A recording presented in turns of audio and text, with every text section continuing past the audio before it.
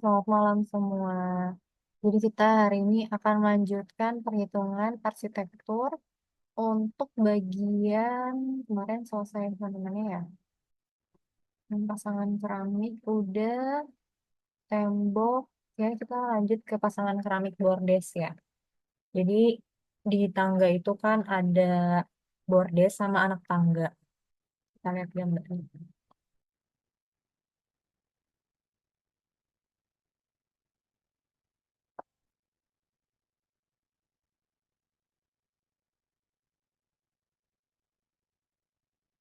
Nah, di tangga ini, bordes dan anak tangganya itu menggunakan keramik.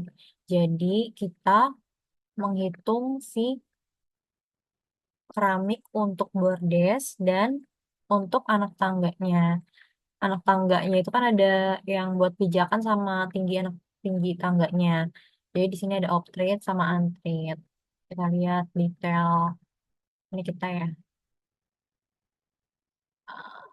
tangganya. Nih. Jadi bordes kita itu 3,35 dikali 4,85. Terus banyaknya ada 7 tangga. Jadi tinggal dikaliin aja 5 ini kalian.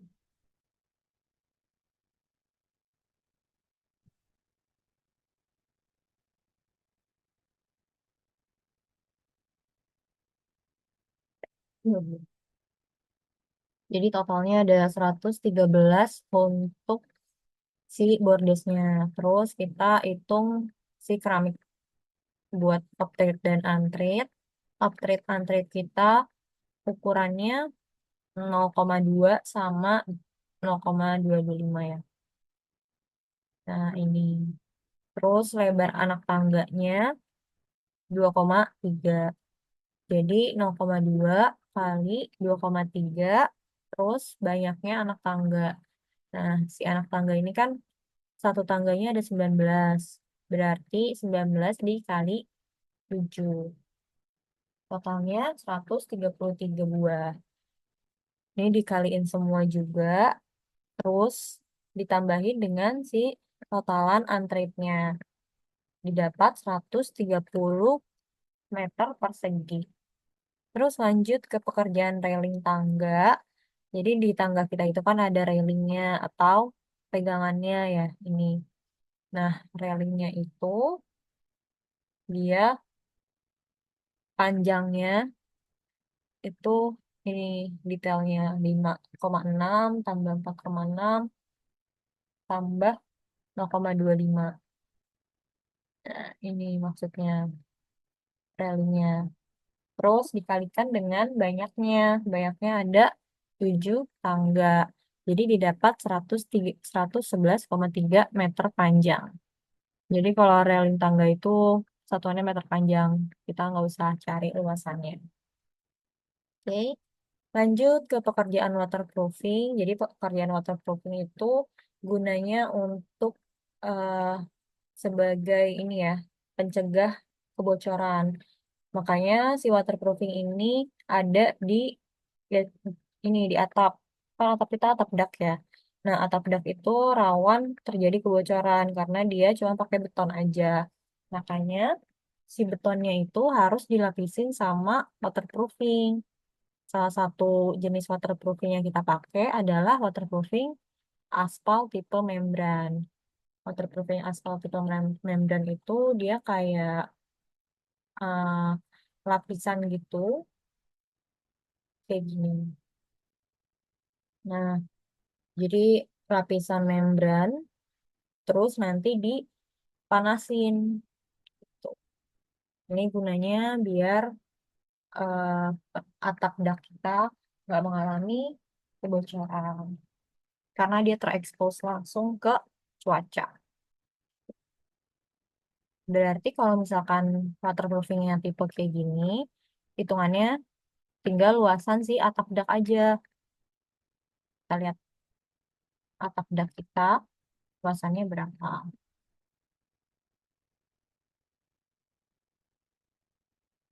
Nah, kayak gini. Ini kan atap dak kita.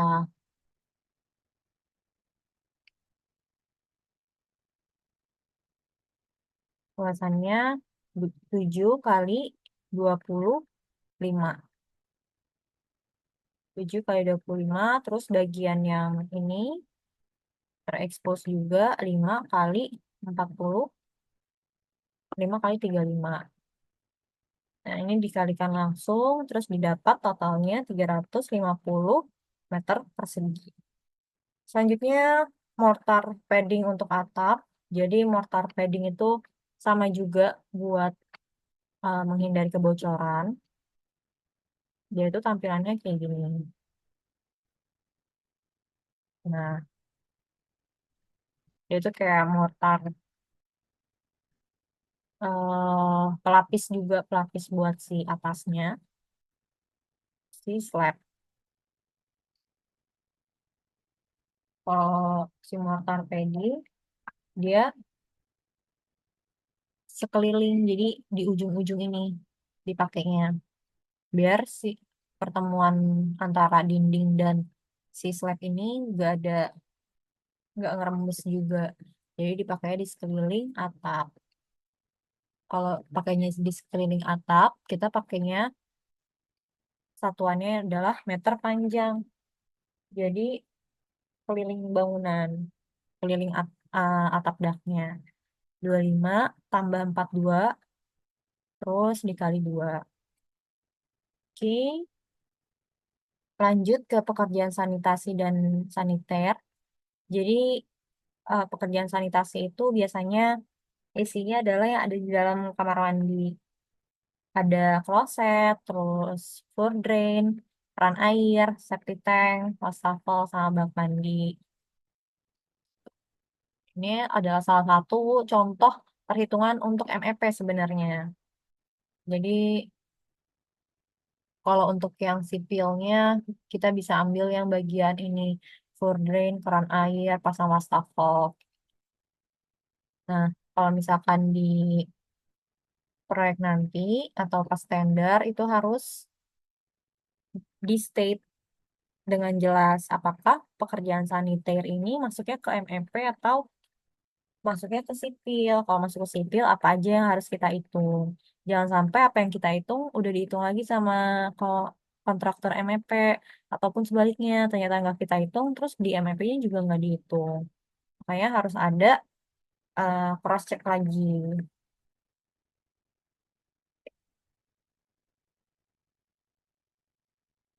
Kita lihat di detail.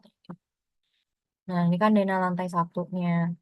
Lantai satu itu ada kloset di bagian toilet ini aja. Jadi dia ada 4. Terus lantai duanya sama juga, hanya di bagian toilet. Ini lantai 3 ada di setiap kamar.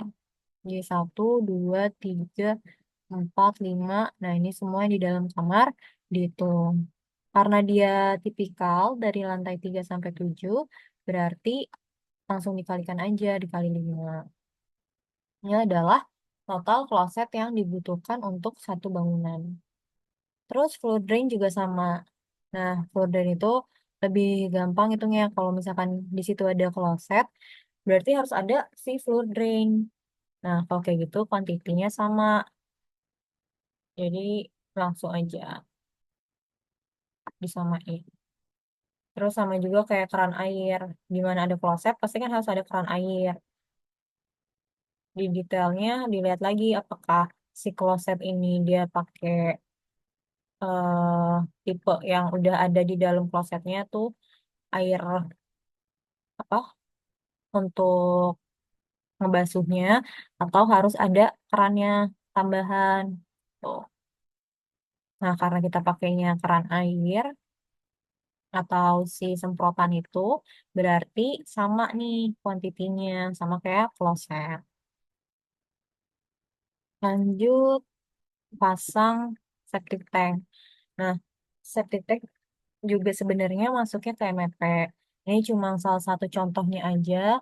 Si septic tank ini kita pakai 2 kali 1,5 kali 1,5. Terus ada rembesannya juga. Kita pakai sebanyak tiga unit. Lanjut ke pasang wastafel. Pasang wastafel juga dicek satu-satu. Ada berapa banyak wastafel yang dibutuhkan. Nah, di lantai satunya ada 4 ya. Satu, dua, tiga, 4. Lantai 2, sorry. Lantai satunya juga 4. Terus di lantai 3 sampai 7, wastafelnya ada di tiap kamar mandi juga. Nah, oke gini berarti sama nih kuantitinya kayak sih kloset. Terus selanjutnya adalah pasang bak mandi. Nah, bak mandi kan pasti ada cuma di kamar-kamar aja kan. Berarti dia ada 95.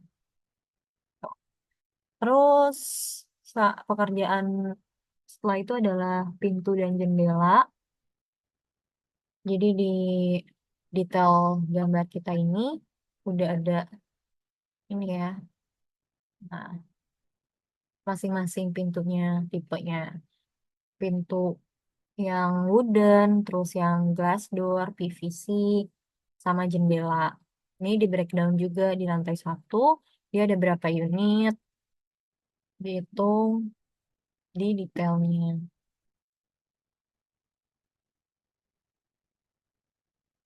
Hmm.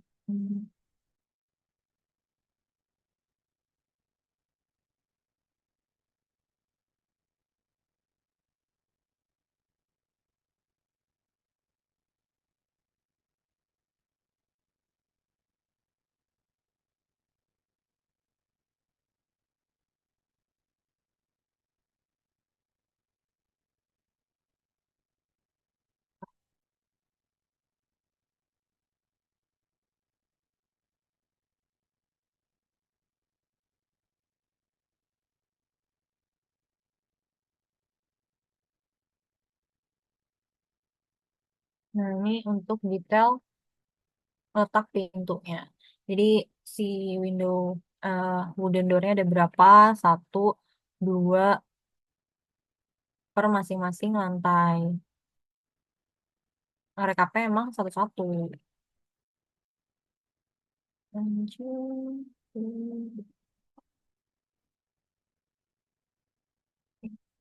Lantai satunya ada tiga, lantai dua woodennya ada dua, terus lantai 3 sampai 7 ada 95 mengikuti banyaknya pintu kamarnya gitu. Terus glass door juga di lantai satu ada di mana aja. Nah, itu dicek di gambar, terus ditulis di sini kuantitinya, semua pintunya. Oke, selanjutnya adalah pekerjaan pengecatan. Jadi kalau pekerjaan pengecatan, dia tuh kuantitinya lebih mudah karena tinggal lihat dinding yang ada batu batanya. Di mana ada batu bata berarti dia pasti pakai cat. Kalau nggak pakai cat, tandanya ditutup sama keramik ataupun wallpaper. Nah, karena di sini kita nggak ada wallpaper, berarti kemungkinan besar kalau nggak pakai cat berarti pakai dinding keramik. Di lantai satu itu dinding keramik kita ada, saya lihat. Nah, ini keseluruhan untuk dinding batu bata adalah 1092 ya kan di sini. Nah, ini 1092 untuk pasangan dinding batu bata lantai satu. Terus dia dikali dua karena kalau pengecatan kan depan belakang. Hanya ini dikali dua. Terus didapatlah ini. Selanjutnya dikurangi sama sisi luar. Kenapa dikurangi sisi luar? Karena ini cat temboknya interior, berarti buat di dalam aja. Terus kita lihat pengurangan sisi luarnya dari yang sebelumnya. Perhitungan yang udah kita hitung. Nah, itu tuh sisi luarnya adalah grade 1, grade 7, grade A. Kita lihat ya di gambar. Nah, ada di grid 7 sisi luar, grid 1, grid A, sama grid F. Itu yang sisi-sisi luarnya. Ini, makanya dikurangin sama sisi luar. Kalau udah, dikurangin lagi sama dinding keramik.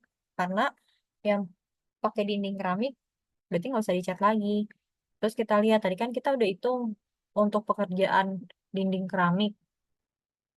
Kan, nih, lantai 1, 200, 1 dan 2, 287. Berarti kalau lantai satunya aja dibagi 2. Oke, itu untuk yang lantai 1. Lantai 2 juga sama seperti itu. Pengurangan total dari keseluruhannya. Ini, nah ini lantai 2. Terus dikurang sama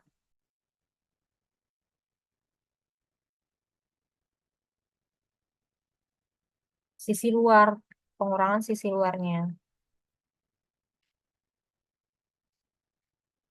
Karena kan dia di lantai atas ya. Pengurangan sisi luar. Pengurangan sisi luarnya 536. Jadi untuk di lantai 2 totalannya, ini lantai 1.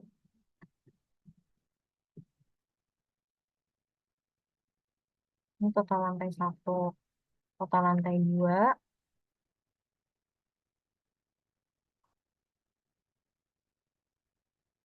Kita lihat lantai 2-nya pasangan batu bata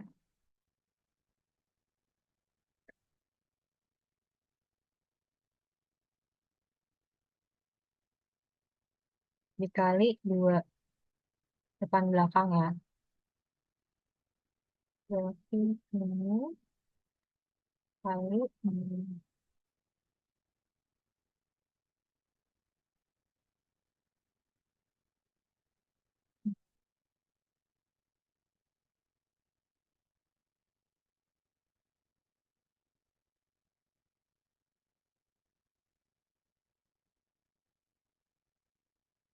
Terus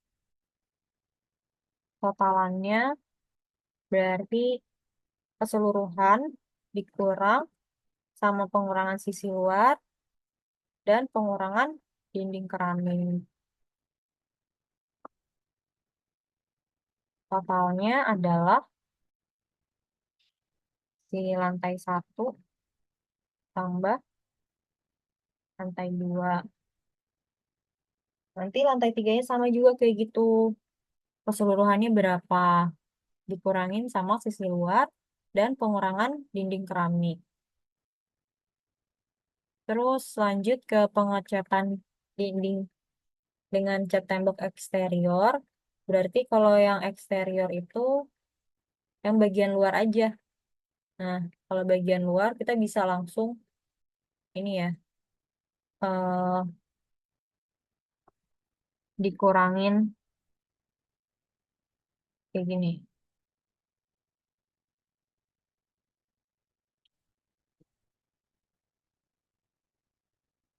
Jangan lupa teman-teman kalau di sisi luar itu dia ada jendela ya. Jendela dan ada jendela aja. Jendela sama pintu. Pintu yang di lantai 1. Jadi kita buat ini deh pengurangan pintunya.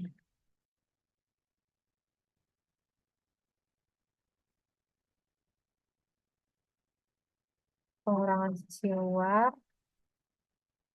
pengurangan pintu jendela. Pintu jendela di lantai 1 itu ada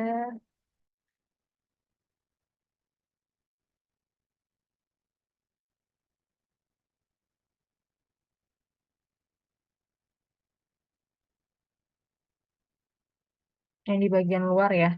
ada glass door, terus ini jendela-jendela. Oh iya, glass door-nya juga cuma satu. Glass door lainnya ada di dalam ruangan. Jadi total untuk pengurangan pintu jendelanya 64, 68. Ini tambahin pengurangan dari si pintu jendela.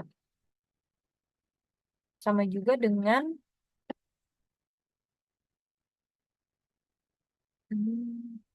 tunggu, tunggu. Sorry guys, ada kesalahan. Jadi ini kan totalannya 1092 ini udah ini ya, pengurangan pintu dan jendela. Berarti harusnya nggak usah ditambahin lagi pengurangan pintu dan jendelanya. Karena udah ada di keseluruhan ini. Nah, ini nggak usah. Pengurangan pintu dan jendela. Itu kan udah ada di bagian. Jadi dia udah di bagian ini, di dalam ini. Pintu dan jendela.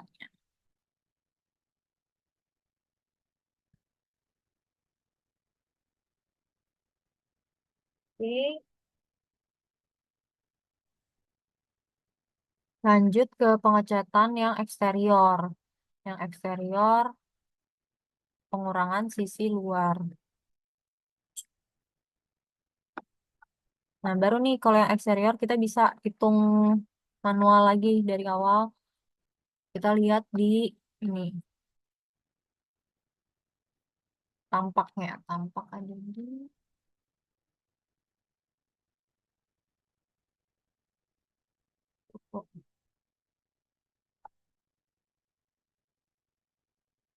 Nah, ini eksterior semua nih.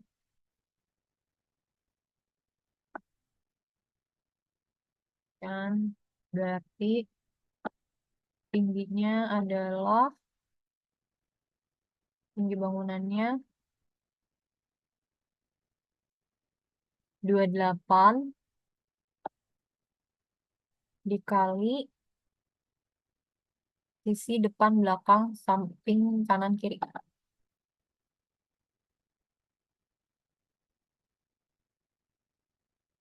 Oke, satu.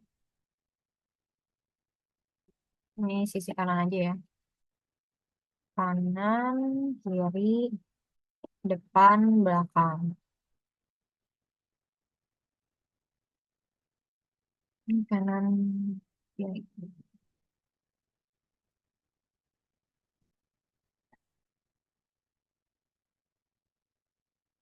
Sisi kanan kirinya bagian ini ya. Tuh, 2, 3, 4, 5, 6. Sama dengan 6 kali 7. Banyaknya ada 2. Kanan kiri kan. Terus tingginya ada 28. Bagian depan belakangnya 25 sama dengan 25.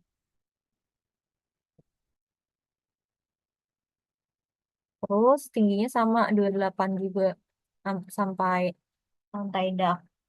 Karena dia kanan depan belakang, maka dikali 2. Terus tinggal dikali kayak gini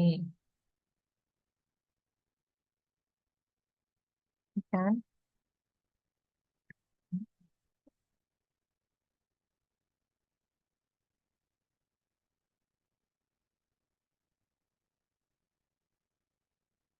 Terus jangan lupa dikurangin sama pintu dan jendela. Di lantai satu kan ada pintu di pintu depan itu ya. Jendela. Jendelanya juga cuma ada di luar-luar aja. Berarti ini adalah kita cari pintunya, pintu lantai satu, glass door.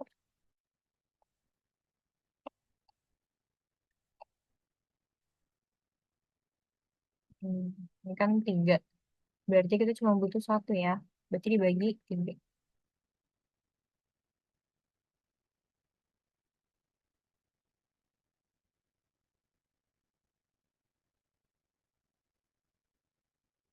Ditambah AW-nya.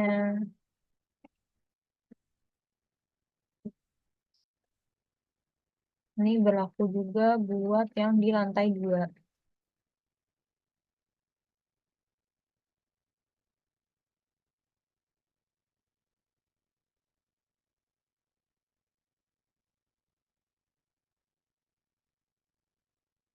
Lantai 3 juga sama. Oke, berarti totalannya adalah sisi depan belakang tambah kanan kiri dikurang sama pengurangan pintu jendela. Hasilnya adalah 3.573. Itu untuk yang eksteriornya. Lanjut ke pengecatan langit-langit. Nah, kalau pengecatan langit-langit gipsum ini, kuantitinya bisa disamain sama plafon pas kita ini ngitung si plafon. Nah, ini langsung disamain. Karena setiap plafon itu pasti dicat, jadi kuantitinya sama dengan pasang plafon. Begitu juga dengan pengecatan kolom. Kalau pengecatan kolom, itu kan kita pakainya seperti bekisting kolom ya. Bekisting kolom itu ngitungnya tiap sisi kolom dikalikan dengan tinggi kolomnya. Kayak gini.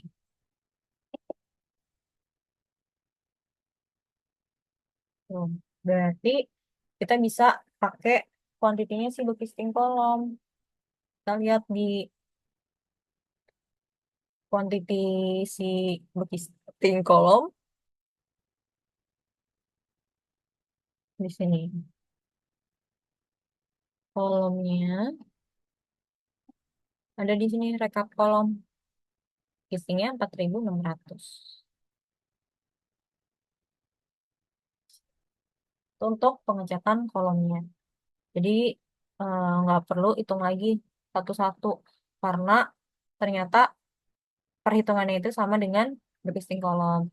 Begitu juga sama yang tadi pengecatan gipsum kan sama kayak pemasangan gipsum. Untuk mempersingkat waktu, jadi kita nggak usah hitung lagi item-item yang udah sama. Tapi harus dipastiin juga apakah plafonnya harus dicat bagian yang sama dengan plafon pasang plafon atau enggak. Oke.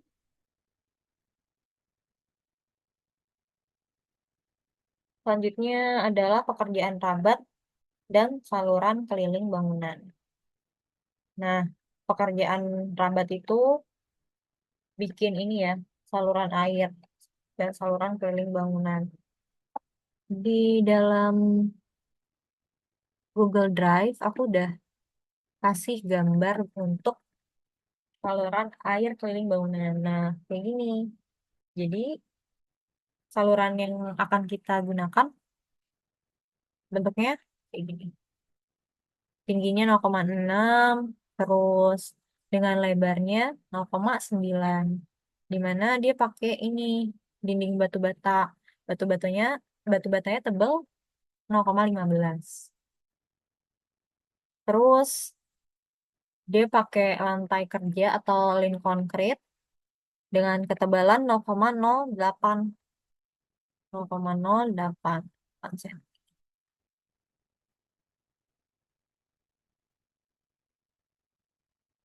0,08.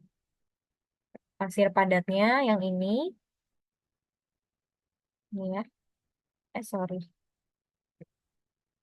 Kita mulai dari paling bawah, ini lantai kerjanya. Lantai kerja yang kotak bulat-bulat ini. Terus yang di bawahnya pasir padat. Atau kita biasa disebutnya gravel ya. Di pembahasan-pembahasan sebelumnya. Terus dia tuh tebelnya 80 cm. 8 cm, sorry. Lantainya, lantai saluran bangunannya. Kita hitung dari yang paling bawah, si LC-nya ini, lantai kerja, ukurannya berapa? 0,05 tebelnya. Terus, ini kita pakai keliling bangunan. Keliling bangunan, tapi ditambahin 5 meter 5 meter. Tampilannya nanti akan seperti ini.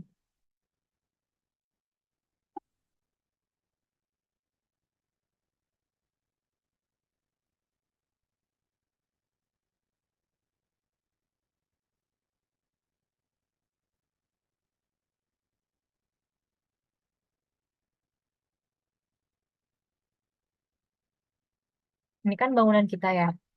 Tapi kan kita nggak mungkin taruh saluran airnya itu benar-benar di bagian bangunan.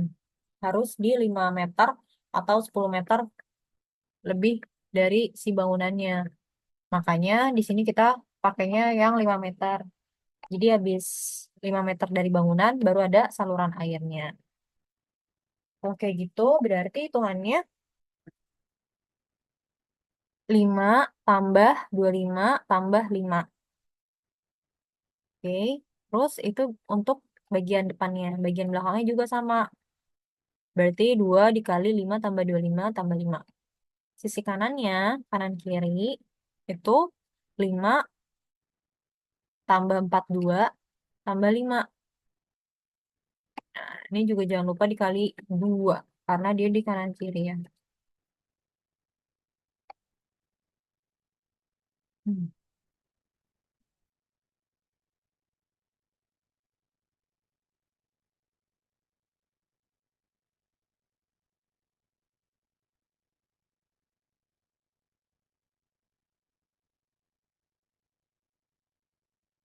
Jadi keliling salurannya sekeliling bangunan. Kita lihat lagi gambarnya. Ini lantai LC-nya berarti 70 sama 104 ya. Nah, ditambahin 70 tambah 104 itu adalah panjangnya. Panjang si saluran keliling saluran bangunan ini dikalikan dengan tebelnya 0,05. Terus dikalikan sama panjangnya dia berapa. Ini kan tadi yang 70 tambah 104 panjang kelilingnya. Nah, berarti ini lebarnya si LC-nya berapa? 0,15 tambah 0,6 tambah 0,15. Berarti 0,9. Didapatlah untuk si LC kita butuh 7,83 meter kubik. Lanjut ke pasir padat dan gravel. Sama juga cara ngitungnya kayak tadi. Cuma yang bedain adalah gravelnya itu tebal 0,15 biasanya. 0,15. Terus lebarnya juga sama kayak LC. Lanjut ke galian tanah untuk saluran keliling. Nah, ini kan dia pasti digalikan. Nah, galiannya itu sama juga kayak peraturan pas kita gali. Jadi harus ditambah 0,5 di setiap sisinya. 0,5, 0,5. Ini juga ditambah 0,5, 0,5. Nah, terus ini kedalamannya. Kedalaman yang harus kita gali berapa? Berarti 0,08 tambah 0,6 ditambah 0,06. Terus jangan lupa bagian bawahnya ada buat si lantai kerja dan untuk pasir padatnya. Tapi di sini kelihatannya sama ya, lantai kerja sama pasir padatnya. Jadi kita buatnya 0,05. Terus ke lantainya. Nah, tadi udah bagian gali, terus balik ke lantai kerjanya ini. Lantai si saluran betonnya. Lantai saluran betonnya tebalnya 8 cm. Berarti hitungannya sama ya, kayak tadi si LC. Bedanya di tebal aja. Terus ada penutupnya juga dia. Si penutupnya ini tebalnya 0,06. Berarti tinggal di bedain aja di ketebalannya, yaitu 0,06. Terus ada wire mesh. Nah, biasanya wire mesh itu dia pakai bukan kilogram, tapi meter persegi. Karena pembelian wire mesh itu juga biasanya meter persegi. Wire mesh itu kayak gini. Jadi dia udah adalah tulangan yang sudah kaitkan kayak gini. Namanya wireless. Oke, terus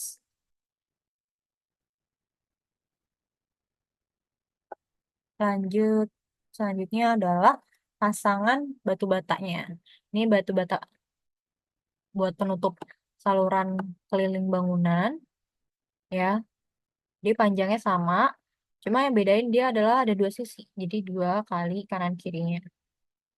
Terus dengan ketinggian 0,6. Berarti eh, tinggal dikaliin aja 70 tambah 104 untuk panjangnya. Terus dikali 0,6 kali dikali 2 sisi kanan kiri. Plesterannya adalah sebesar dinding batu batanya, cuma dikalikan 2. Sisi depan belakang. Begitu juga dengan aciannya. Oke, itu adalah perhitungan untuk pekerjaan rabat dan saluran keliling bangunan. Nah, di pekerjaan akhir itu isinya pembersihan aja. Jadi setelah kita selesai konstruksi, itu kita masuk ke pekerjaan pembersihan, rapi-rapi, terus bongkar bedeng, bongkar pos jaga atau toilet, itu masuknya ke pekerjaan pembersihan.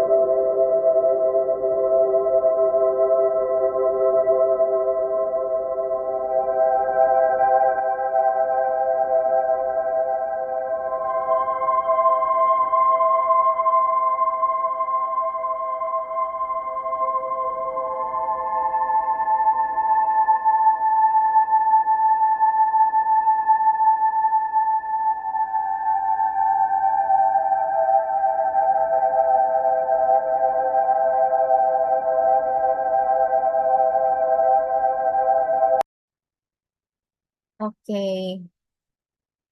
kalau udah paham, kita lanjut ke kurva S. Jadi di dalam kurva S itu kita pembuatannya mengikuti harga yang udah kita bikin. Jadi kalau belum ada harganya kita nggak bisa bikin kurva S karena bobotnya itu dari harga. Nggak usah di split ya. Sebentar.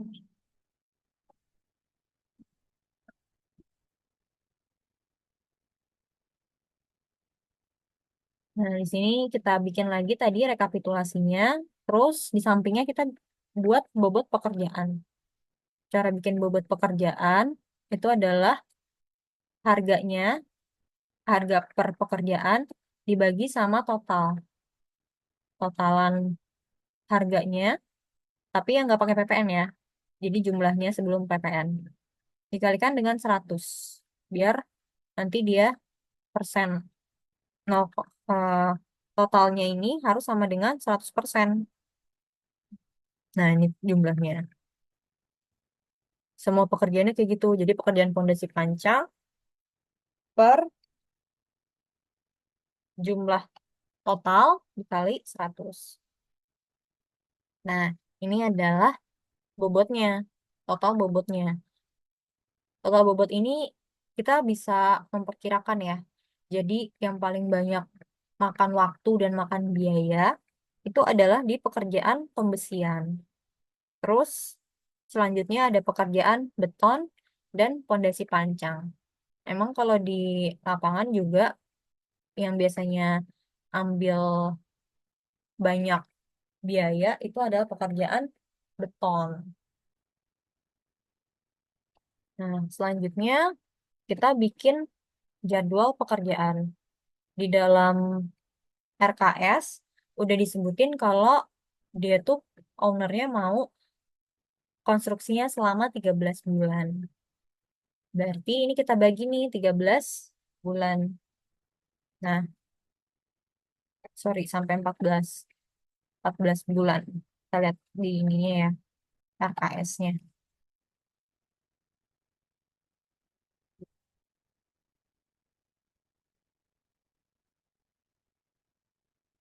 Nih, dia mau pekerjaan strukturnya, persiapannya 1 bulan, struktur 6 bulan, dinding finishingnya 4 bulan. Terus ada mechanical electrical 2 bulan, dan finishing pembersihan 1 bulan. Total durasi proyek yang dibutuhkan adalah 14 bulan. Jadi kita buat sebanyak 14 kotak ke sini, 14 bulan. Terus cara bikinnya yang pertama itu si bobotnya ditaruh di masing-masing minggu. Kalau pekerjaan persiapan itu dia kan nggak butuh banyak bulan ya. Jadi 1 bulan aja cukup, bahkan kurang dari 1 bulan. Makanya ini kita taruh di bulan pertama. Terus bulan kedua, bulan kedua itu, sorry, saat pekerjaan persiapan selesai di minggu pertama misalkan, minggu selanjutnya kan minggu kedua, tiga, empat itu masih di bulan yang sama. Itu kita bisa lanjut ke pondasi pancang ya, pondasi tiang pancangnya. Nah, caranya kita perkirain juga pondasi tiang pancang ini bisa selesai dalam waktu berapa lama. Hmm. Ambil contoh si pancang ini 1 harinya bisa pancang sampai 50, kebanyakan nih, 20 tiang pancang. Nah, sedangkan pancang kita ada berapa? Ada 378. Kalau 1 harinya bisa 20 sampai 30, berarti kita butuh berapa hari? Ini contohnya 30 ya. Nah, ambillah 12 hari. 12 hari. Tapi itu udah kebanyakan banget ya 30 tiang pancang. Bahkan tiang pancangnya itu sampai 27 meter. Nah, cara mengkira-kiranya itu emang pakai analisa teknik.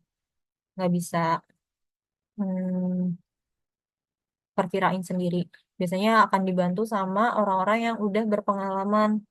Jadi mereka udah tahu kalau kapasitas alatnya seperti ini, itu bisa berapa lama pengerjaan si tiang pancangnya. Biasanya itu ada juga di katalog alat beratnya, misalkan pakai hammer gitu ya. Kita lihat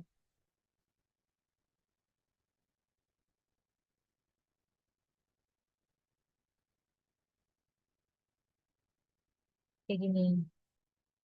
Misalnya dia ngehammernya satu tiang pancang bisa 15 menit. Nah, berarti 1 hari bisa berapa? Kayak gitu. Hitung-hitungannya kayak gitu. Detailnya. Itu kalian akan pelajarin di mekanika, sorry, manajemen konstruksi. Untuk saat ini kita coba kira-kira dulu aja. Jadi anggaplah pekerjaan pondasi pancang ini butuhnya 2 bulan. Nah, kalau 2 bulan berarti cara naruh bobot pekerjaannya dibagi dua. Ini kan bobot pekerjaan total. Karena dia akan dikerjakan selama 2 bulan, maka dia dibagi dua, 12,013 dibagi dua, terus ditaruh di sini. Oke, fokusnya ke yang kuning dulu. Nanti yang oranye aku jelasin. Terus lanjut ke pekerjaan tanah. Pekerjaan tanah juga ada di bulan pertama. Jadi abis pondasi tiang pancang selesai, itu kita bisa lanjut ke pekerjaan tanah. Bahkan sebelum pondasi pancang selesai. Jadi gambarannya kayak gini. Ini kan kita punya tiang pancang ya di sini. Nah, kalau bagian ini udah selesai, kita bisa eh, lanjut ke bagian ini kan pondasinya. Nah, bagian yang selesai ini bisa kita gali, bisa dimulai penggalian. Makanya kenapa di sini ditulisnya di bulan yang sama, karena pekerjaan tanah itu bisa dilakukan beriringan dengan pekerjaan fondasi pancang. Lanjut lagi ke pekerjaan beton. Karena pekerjaan beton ini lumayan banyak, sampai 14 ya, 14%, itu kita taruh di sini selama 3 bulan untuk pengerjaan betonnya. Oke, terus lanjut ke pekerjaan pembesian.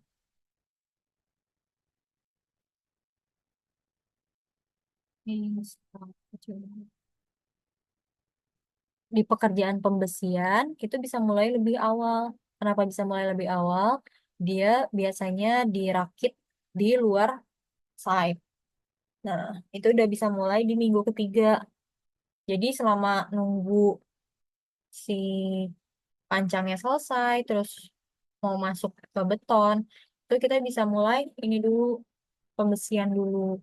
Kalau besinya udah selesai, hampir setengahnya, baru kita masuk ke pekerjaan beton dan bekisting. Gitu. Terus setelah pekerjaan betonnya udah selesai, struktur beton udah selesai, lanjut ke pekerjaan struktur baja. Nah, struktur bajanya kita taruh di bulan ke-8. Setelah udah selesai pekerjaan baja, baru bisa pekerjaan arsitektur. Kayak dinding, terus penutup atap, plafon, lantai keramik di sini.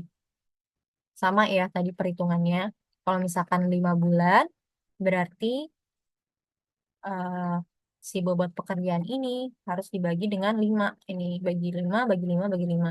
Jadi totalnya ini harus sama dengan bobot pekerjaan awalnya. Hmm. Kita buat semuanya sampai di bulan terakhir. Oke, sampai sini ada yang mau ditanyain dulu?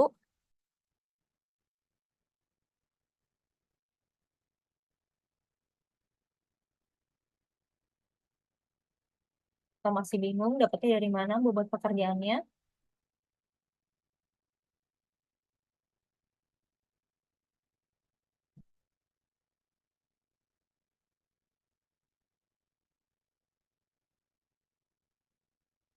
Oke, kalau nggak ada yang ditanyain, aku lanjut dulu ya. Terus, setelah udah selesai pembobotan per bulan, kita lanjut ke bobot per bulan. Sorry.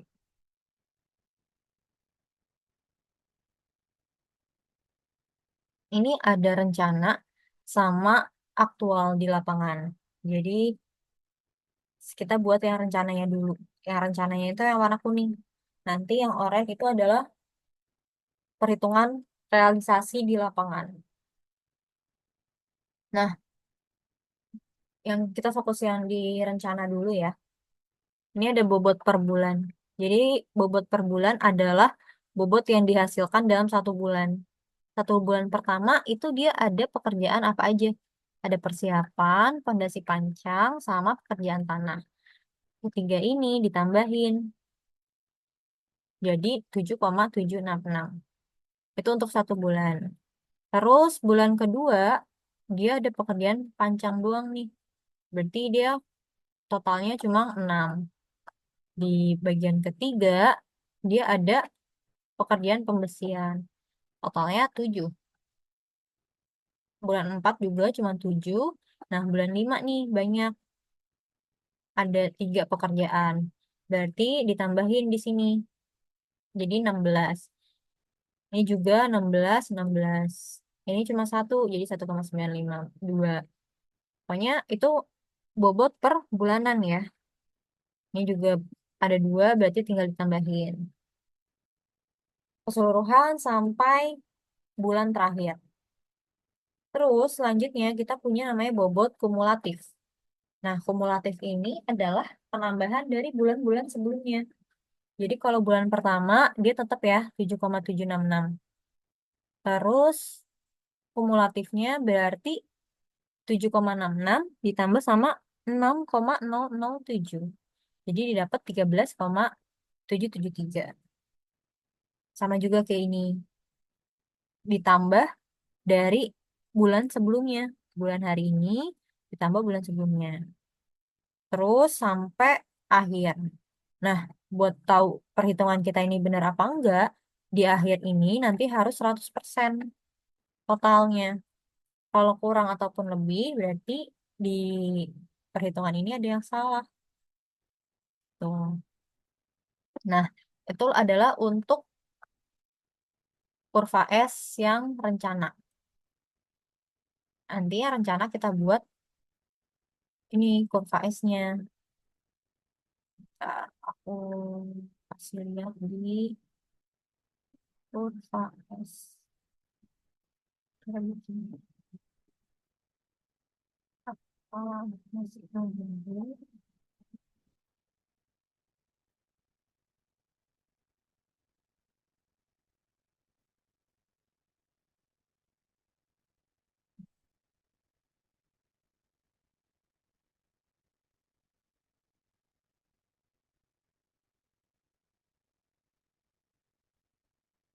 Baru habis itu kita buat grafik kurva S-nya.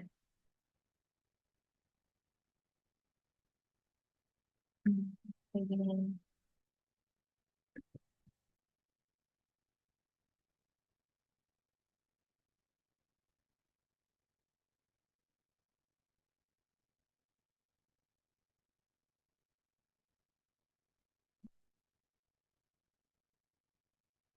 Bobot kumulatifnya.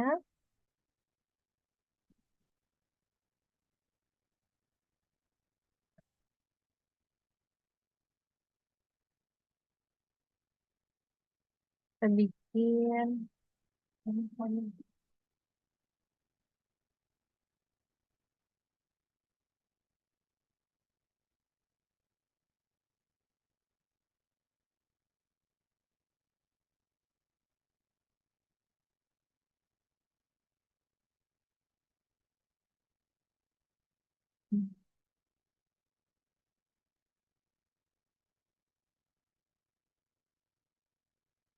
Bentar ya.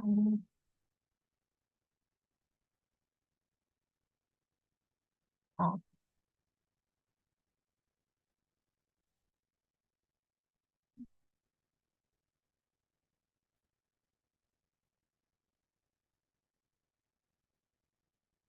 nah, ini kita buat kurva S-nya. Nanti jadinya kayak gini. Hmm. Ini adalah untuk yang rencana kita.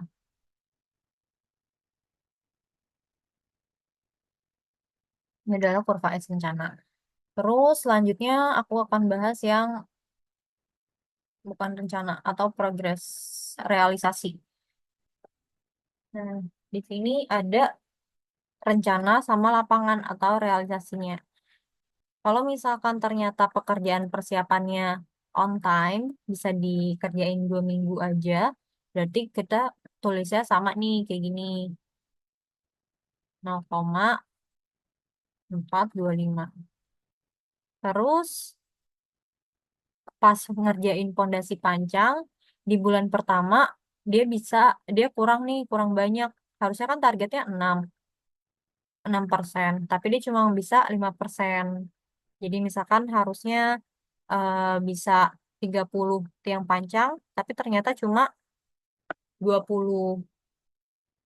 Makanya di sini eh dia kuantitinya lebih kecil daripada rencana yang di lapangan. Terus bulan kedua ternyata hujan, makanya dia cuma bisa 3%. Berarti kan ini kurang ya, harusnya 2 bulan, tapi dia nambah 3 bulan. Karena di bulan-bulan sebelumnya dia mengalami kemunduran gitu.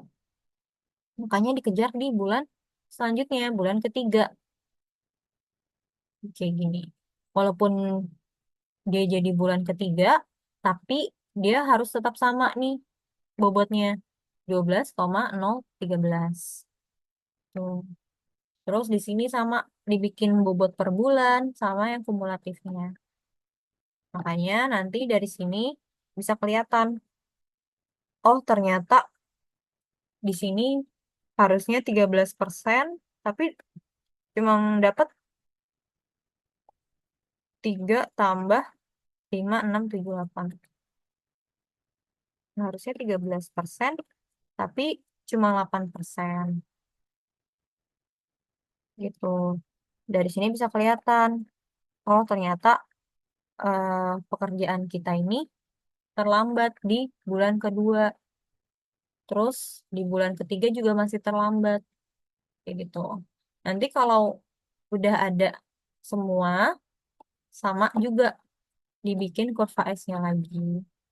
Nah, ini yang rencana, yang biru rencana, yang oranye adalah realisasi di lapangan. Di sini dia ada kurang mengalami keterlambatan nih. Kalau kayak gini. Kalau dia di atas yang biru, berarti dia mengalami eh, bukan percepatan. Kalau di bawah terlambat, kalau di atas terlalu cepat. Tuh, itu cara baca dan bikin kurva S-nya. Oke, dari sini ada yang mau ditanyain dari kurva S.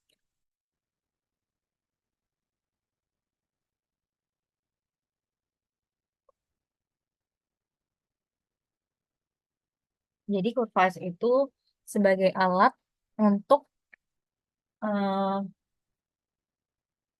memonitor pekerjaan di lapangan. Apakah pekerjaannya terlambat, on track, atau lebih cepat.